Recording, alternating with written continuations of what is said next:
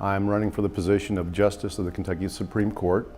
I'm currently on the Kentucky Court of Appeals and recently just finished 4 years as Chief Judge of the Kentucky Court of Appeals.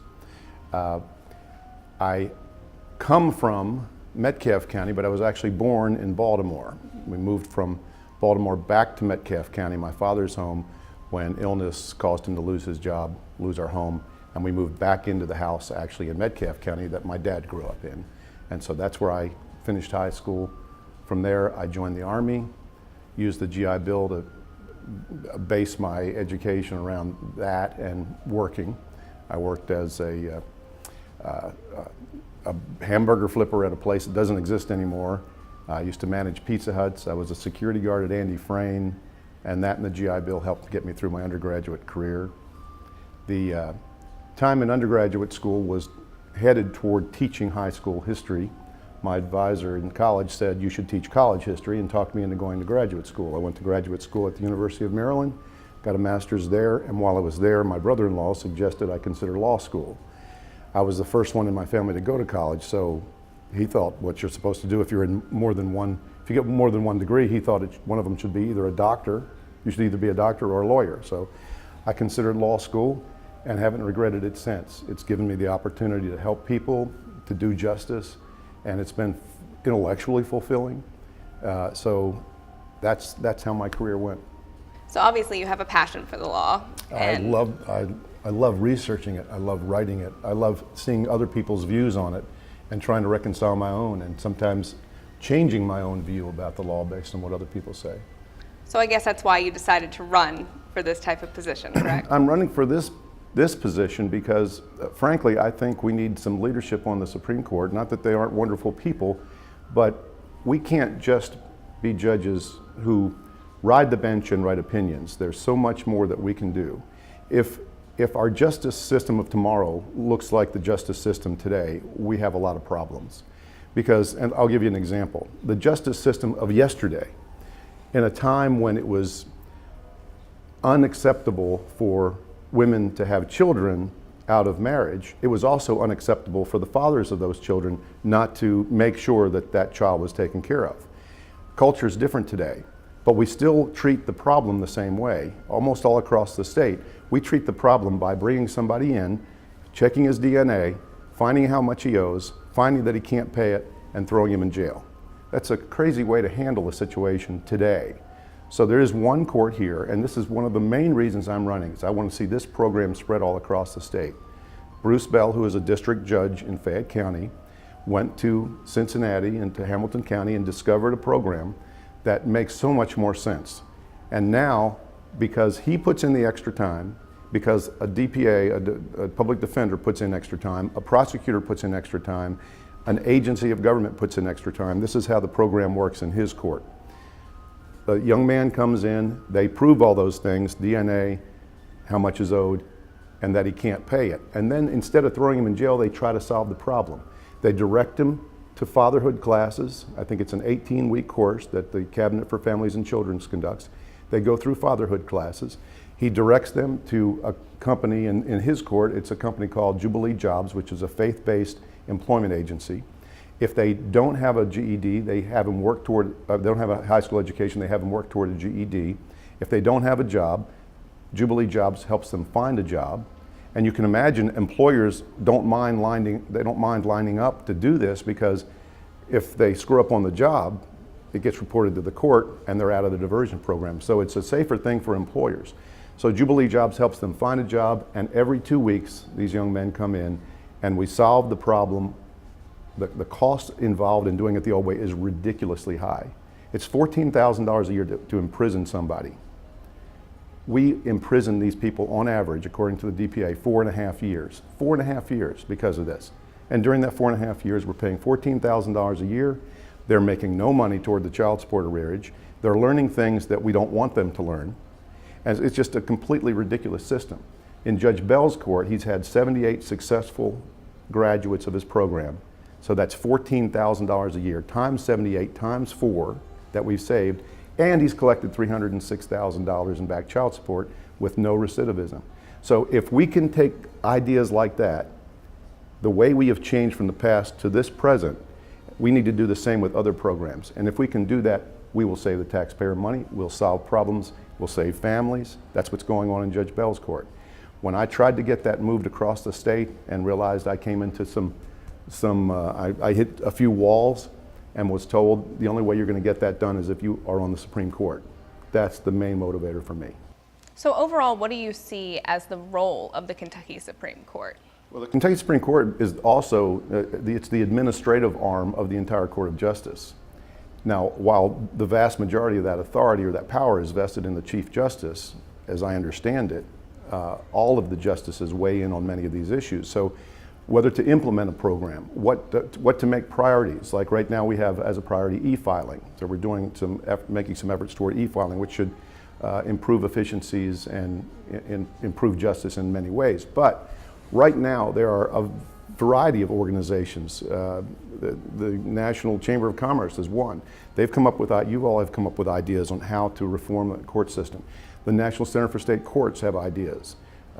One idea that they have, which I think is a really great idea, we should triage cases as they come in. When those cases come in, decide whether they should be streamlined, which means move them through because the issues are relatively easy to address, or complex because it may be something highly difficult, some difficult issues like often in business or in toxic tort litigation or some class actions. They're going to be in the complex category, and then a general category. So you'd have three pathways. This is some recommendations from the National Center. You could move from one depending on how things change. So you'd move from one path to another.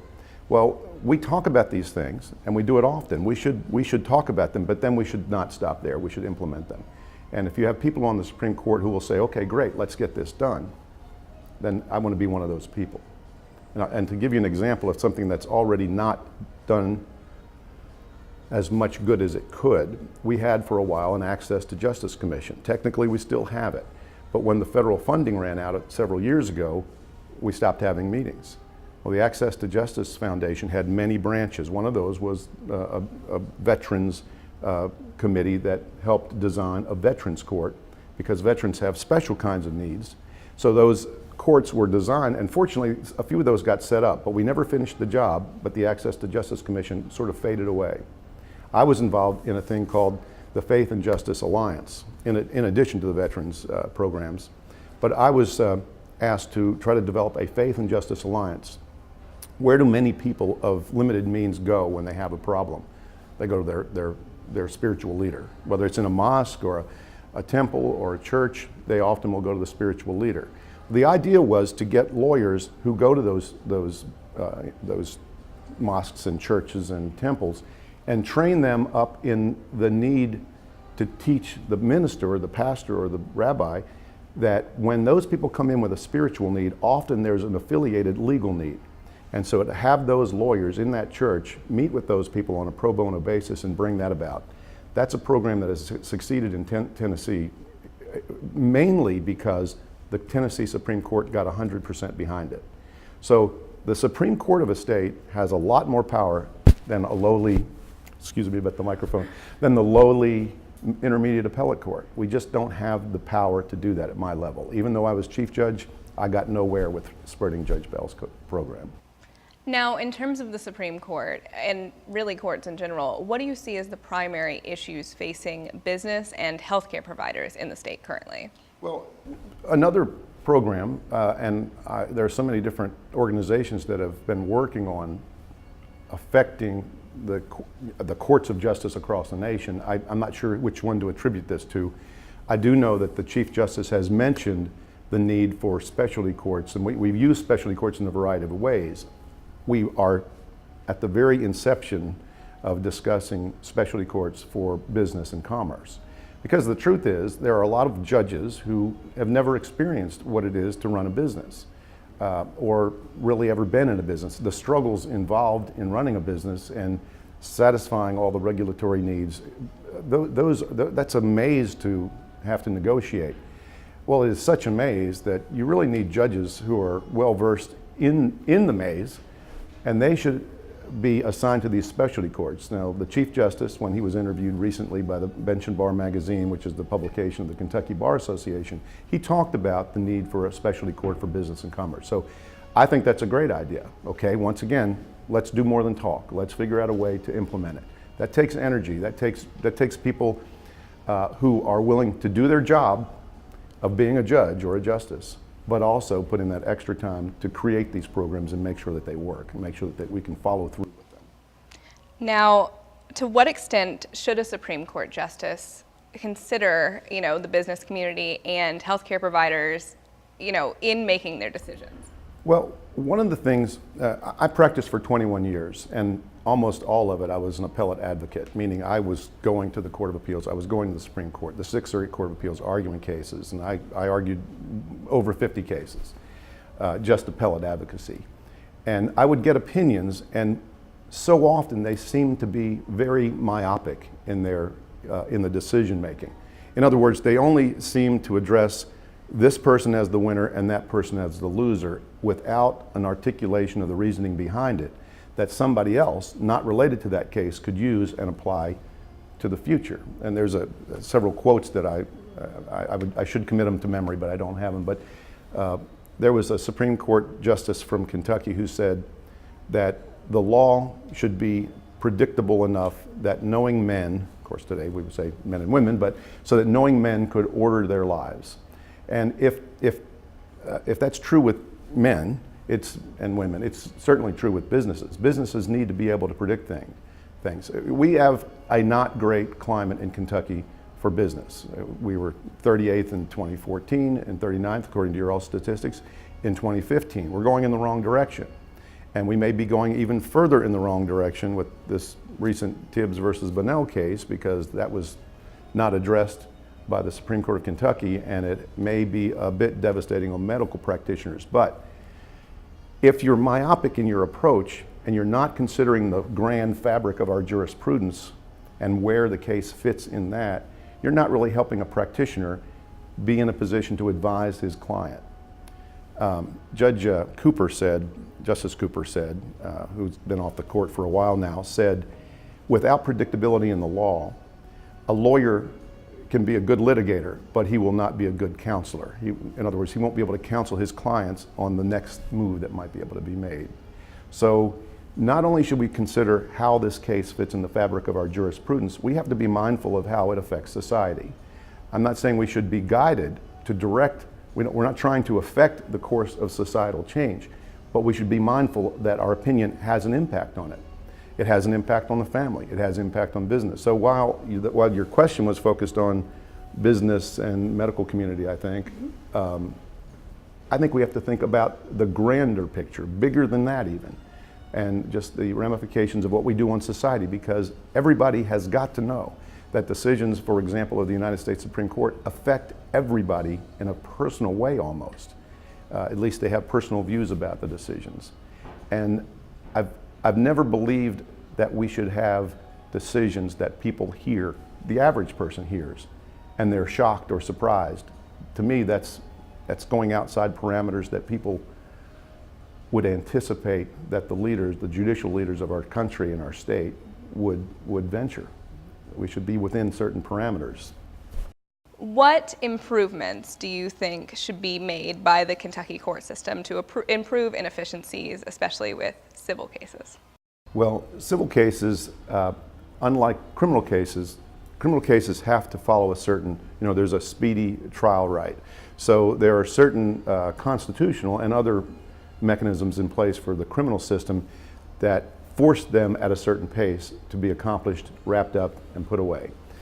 Civil cases sometimes, and this is one of the complaints about our civil justice system, is that civil cases can drag on for years, which means there's a disruption of lives for years. And civil, of course, includes everything from business to divorces, and it doesn't matter what area you are. If your business can't go forward, or if your life can't go forward because the family court hasn't made a decision, or it's not always the family court not making the decisions, or the court in the business case not making the decisions. Sometimes it is the lawyer who is manipulating the system for the benefit of his or her client.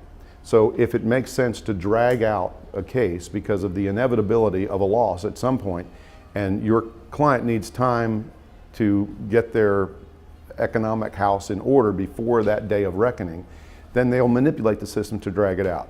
So one of the recommendations of the National Center for State Courts is to have this three-track system I was telling you about, which allows you to go back and forth. But one of the key elements of that is the court would be in control of the speed at which it takes place. So you would take away the ability of lawyers to drag out litigation. We try that sort of on an ad hoc basis now. Some judges just insist we're going to have, you're going to have a trial and it's going to take place in 4 months. But often you'll see trials scheduled a year in advance.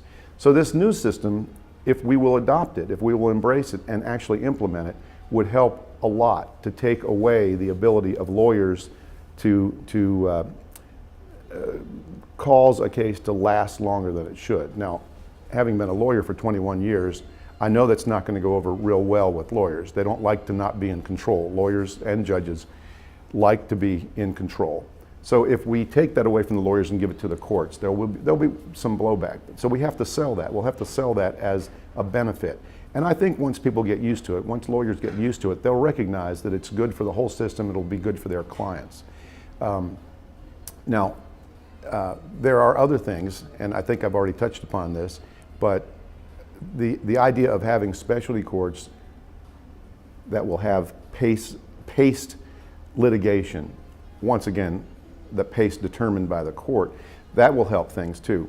One of the things that we can do is look at the federal system and see the efficiencies that they have working there that we don't have working in our system. And one that comes to mind immediately is in the federal system, there is a requirement as soon as the complaint is filed and the answer is filed that the defendant convey to the plaintiff's attorney, this is our insurance coverage. In Kentucky, there is no such requirement, and unless it's asked for or asked about, it will never be conveyed. And in a situation, in a case that I can recall, that was a key factor in the case and ended up leading to a lot more litigation. In fact, another entire piece of litigation and trial, which would have been unnecessary if we had the federal civil rule in place that would have compelled that. So that's just one example. So we shouldn't have to reinvent the wheel, and we shouldn't have to be so loyal to our existing way of doing things. That the innovation that would come about by thinking in a different way and the efficiencies that would result, we just need to see if there are other ways of doing things. Think outside the box. Absolutely. Now, considering the many opinions that you've written as a Court of Appeals judge, is there one or two that really stick out in your mind that really convey your, judicial mind, the way you make decisions? Well, this is a question that often gets asked, and it caused me over the several months lately to really analyze what is my judicial philosophy and where did it come from. And as I said, I have an undergraduate degree and a master's degree in American history. A lot of that was focused on the founders and the founding documents, which is what judges and lawyers often say. Well, we have the statutes we're going to follow, we have the Constitution we're going to follow, but we should stop and think, that the Constitution didn't just spring spontaneously, here it is. It was based on what the people thought at the time. And what did they read, what did they know? And they learned about three primary things, I think, when they formed the government. And we know this because we can read the founders' writings and who they cited. We know that we got the concept of liberty from Montesquieu. Only the Bible is cited more often by the founders than Montesquieu. From him, we learned about personal liberty. That is a foundational concept. The second one was free market enterprise. We got that from Adam Smith. He wrote Wealth of Nations the same year we wrote the Declaration of Independence. I say we, I'm taking too much credit. Thomas Jefferson wrote it. So we have those two things. So liberty, free market economy, and then the third thing is limited government. We know that it was intended to be a limited government because the first effort, the Articles of Incorporation, failed because it was so limited. So they had to redo it again. But they didn't flip and go the other side and say we have to be completely in control. They said how much farther can we go without impinging upon those other concepts of personal liberty and free market economy. And so those three concepts, liberty, free market economy, and that's why, going back to the free market economy, yes, of course we should think about the impact of our decisions on the free market economy. And then the last thing is limited government. So when I think about, in retrospect, how did I write opinions that talked about this? Yes, I did. I literally spoke in a case called Deans versus Homer about the free enterprise system and how an agency cannot just come in this case it was the Department of Insurance that came in and told a business that the way they were operating things was actually creating an insurance product.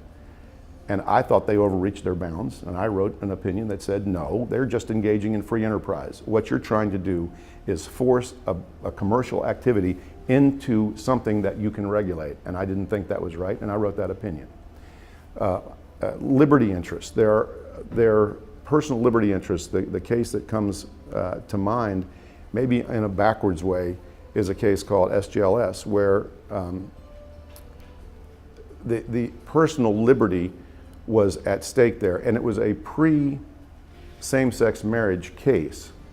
But what was taking place was that lawyers and even a judge were trying to get around very clear statutes to avoid the impact that they didn't want.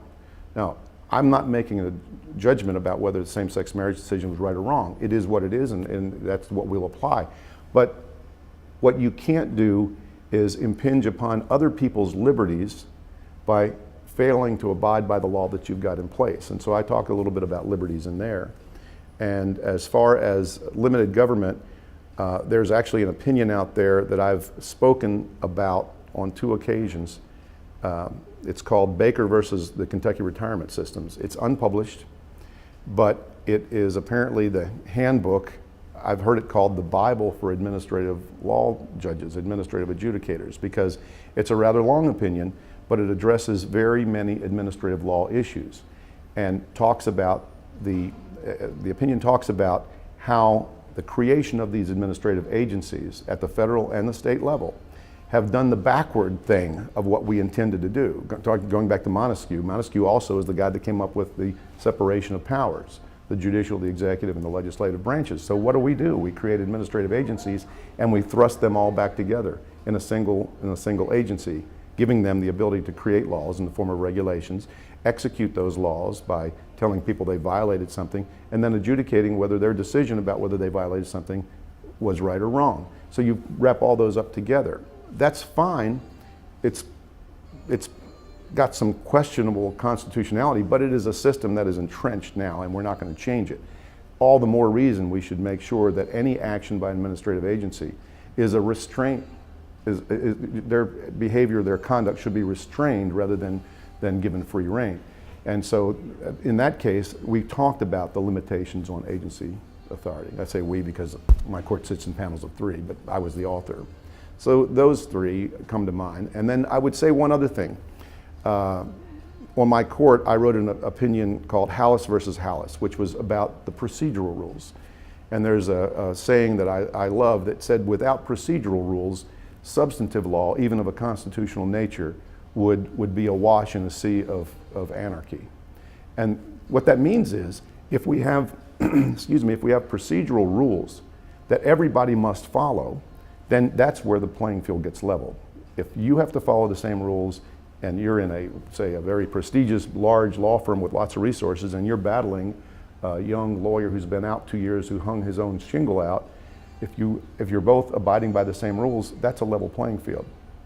But if we start saying that you're close enough, substantial compliance is okay, and we've trended towards substantial compliance, I'm not sure that's a great thing, because the only way to make sure the rules are equal for everybody is strict compliance with the rules. Substantial compliance today might not be the same substantial compliance tomorrow. And after all, substantial compliance is non-compliance. Otherwise, we wouldn't call it substantial. It's closed, but no cigar. So those cases, I think, and that's Hallis versus Hallis, Deans versus Homer, SJLS, and Baker versus Kentucky Retirement Systems, I think are the ones that I've thought about that come to mind.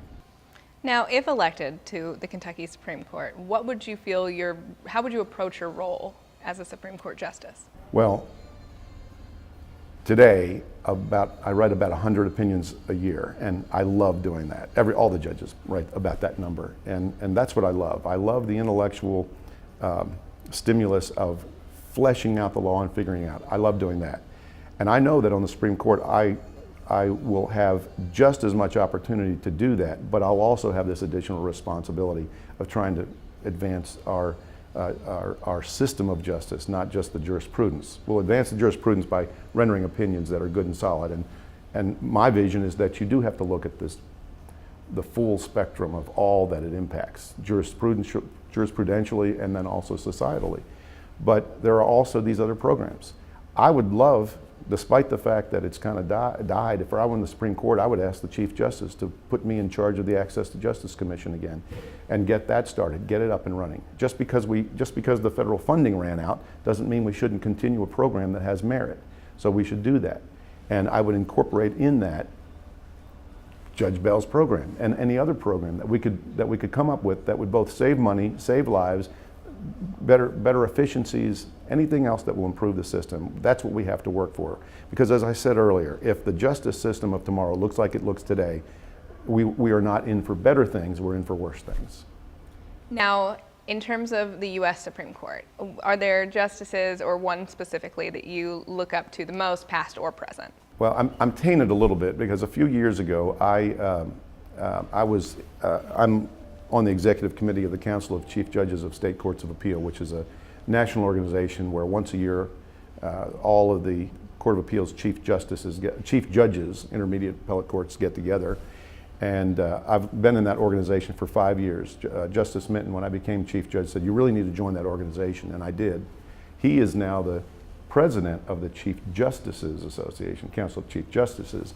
I'm on the executive committee, and the opportunity that I had there to sit and talk for 45 minutes one-on-one with Justice Thomas was kind of an incredible 45 minutes, and it's an interesting story how that came about, but I don't want to bore people with how I was lucky enough to have those 45 minutes. But he needed to wait for something and asked me if I would sit and have a cup of coffee with him, so we did. So I was really impressed, read his autobiography, which is also very interesting. He makes my life look like it was, I was incredibly rich based on his upbringing, if you compare it. So I identified a lot with him. But not long ago, I was introduced to someone by a friend of mine, and that friend said, "I like reading two judges' opinions the most, Judge Acree and Justice Scalia," which I was amazed that he said that. I like Justice Scalia, the late Justice Scalia, because the enthusiasm that he has and the passion that he put into his work. And I don't always agree with everything he said, but he was a character, and that Italian, attitude was great. And obviously Ruth Bader Ginsburg loved him, and I think there was something there. So I really enjoy his work, and I'm not talking about the decision. There is an art in what we do also, and I love the art that comes from some of these justices. Some justices just write opinions, and some do it in such a way that you enjoy reading it almost like a novel. Probably just lawyers enjoy reading it like a novel, but so I'd say among them, those two would be the top.